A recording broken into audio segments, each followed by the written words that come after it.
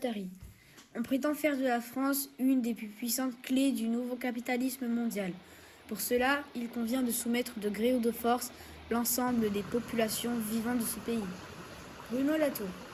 La justice sociale, c'est comme l'amour maternel, tout le monde est pour. Cela veut dire quoi d'un point de vue pratique? Bruno Latour. Agir signifie faire venir son existence, du futur vers le présent. Pierre Bourdieu. L'action politique véritable consiste à se servir de la connaissance du probable pour renforcer les chances du possible. Pierre Bourdieu. L'institution pratique d'un monde darwinien de la lutte de tous contre tous, à tous les niveaux de la hiérarchie qui trouve les ressorts de l'adhésion à la tâche et à l'entreprise. Stéphane Hessel. Je suis convaincu que l'avenir appartient à la non-violence, à la conciliation des cultures différentes. Félix Guattari. Où veut-on en venir? De quelle sorte de société de merde est-on en train de nous précipiter? Stéphane Hessel. Aussi, appelons-nous toujours à une véritable insurrection pacifique contre les moyens de communication qui nous proposent comme horizon pour notre jeunesse que le mépris des plus faibles et de la culture, l'amnésie généraliste et la compétition, la outrance de tous contre tous. C'est par cette voie que l'humanité devra franchir sa prochaine étape. Stéphane Hessel. Aussi, appelons-nous toujours à une véritable insurrection pacifique contre les moyens de communication qui nous proposent comme horizon pour notre jeunesse que le mépris des plus faibles et de la culture, l'amnésie généraliste et la compétition, la outrance de tous contre tous. Harmonize. Les partisans du mouvement de l'écologie profonde ont ceci en commun qu'ils ressentent la vie et la mort des êtres vivants comme des événements qui les affectent en vertu de sentiments comme une appartenance dont la force est liée à leur propre philosophie de la vie ou religion. Harmonize. L'éthique est la conséquence de la manière dont nous faisons l'expérience du monde. Si vous mettez des mots sur cette expérience, alors elle devient une philosophie ou une religion. Giorgio Agamben.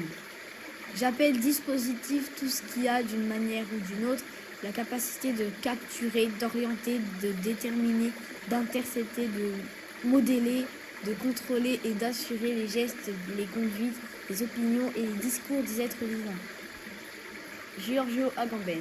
Seul peut se dire contemporain celui qui ne se laisse pas aveugler par les lumières du siècle et parvient à saisir en elle la part de l'ombre, leur sombre intimité. Giorgio Agamben. Ce que l'épidémie montre clairement, c'est que l'état d'exception auquel les gouvernements nous ont depuis longtemps familiarisés est devenu la condition normale. Giorgio Agamben. Comme Michel Foucault l'a montré avant moi, les gouvernements sécuritaires ne fonctionnent pas nécessairement en produisant la situation d'exception, mais en l'exploitant, en la dirigeant quand elle se produit. Je voudrais faire un livre qui dérange les hommes, qui soit comme une porte ouverte et qui les mène où ils n'auraient jamais consenti aller, à une porte simplement abouchée avec la réalité. Morin. Ce qui m'anime, c'est l'horreur de la pensée mutilée, mutilante. C'est le refus de la connaissance atomisée, parcellaire et réductrice de la revendication vitale du droit à la réflexion. Edgar Morin. C'est la surprise, l'étonnement qui nous oblige à évoluer. Edgar Morin. Une société s'autoproduit sans cesse parce qu'elle s'auto-détruit sans cesse. Michel Foucault. Si vous saviez, lorsque vous commenciez à écrire un livre, ce que vous allez dire à la fin, croyez-vous que vous auriez le courage de l'écrire? Michel Foucault. J'écris pour me changer moi-même et ne plus penser la même chose qu'auparavant. Hannah Arendt. Les mots justes trouvés au bon moment sont de l'action. Hannah Arendt. Il cesse de penser, chaque être humain peut agir en barbare. Hannah Arendt. C'est dans le vide de la pensée que s'écrit le mal. Ardent. Les hommes normaux ne savent pas que tout est possible.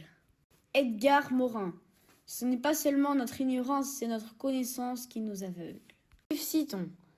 Tant qu'à faire et à tout prendre, l'effondrisme pourrait bien constituer la moins dangereuse ou la plus raisonnable des religions. Yves Citon. Autrement dit, faisons comme si l'effondrement avait déjà eu lieu. Telle pourrait bien être la condition d'un effondrisme de nos modes de vie extractivistes. Jean-Claude Michéa. Les politiques modernistes se sont trouvées logiquement conduites à limiter leurs ambitions philosophiques à la recherche de la moins mauvaise société possible. Jean-Claude Michéa. La richesse suprême pour un être humain est la clé de son bonheur, a toujours été l'accord avec soi-même. C'est un luxe que tous ceux qui consacrent leur bref passage sur Terre à dominer et exploiter leurs semblables ne connaîtront jamais, quand bien même l'avenir leur appartiendrait.